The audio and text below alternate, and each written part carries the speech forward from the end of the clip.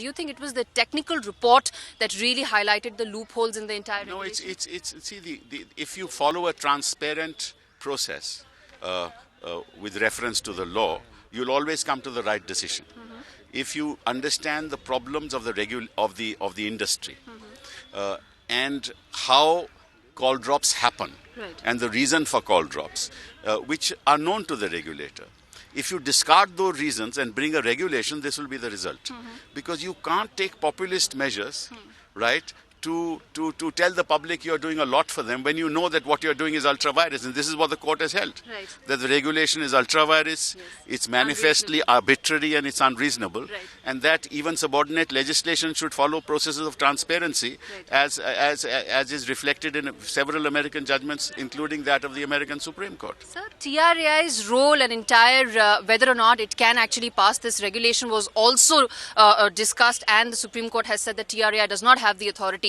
Does it have far-reaching implications going forward? Oh, absolutely. You see, the regulator must be an independent entity.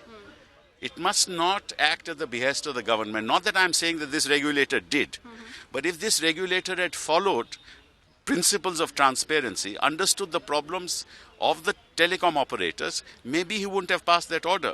But I think he seemed to be carried away by when the minister was called a call drop minister. Right. So he seemed to be carried away. Sir, so what happens to consumers' interest? At the end of the Consumer day, interests, look, are paramount. To the regulator, to the telecom operators also consumer interests are paramount. Right. Remember this, Right. today the industry is in a debt of 3,80,000 crores. right. Right? Their rate of return over the last 20 years has never been more than 1%. In fact, it has been less than 1%. Right. So the industry is bleeding.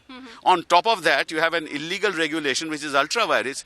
You're going to destroy a sector that brings you prosperity and that brings consumers a call at the rates which are perhaps the lowest in the world. Right. Sir, my last question to you. You've also been the telecom minister. Do you think now that the industry has had this huge judgment in its favor, we can expect a lot more investments in the network going forward? Absolutely, there should be. But there are other issues that have to be resolved by the regulator and by the government. You see, it's not a single decision that will bring investments into the country. Right. It's your holistic view of how you want the industry to move forward and how the government must hold hands with the industry. Remember, see, industry and government are not opposed to each other. Right. They are not natural enemies. Right. They should be natural partners. Right. If you consider them as natural enemies, you'll make these mistakes. Right. If you consider them as natural partners, you will serve the consumer. Find us on Facebook at facebook.com/etnow and don't forget to click the like button. You can also follow us on Twitter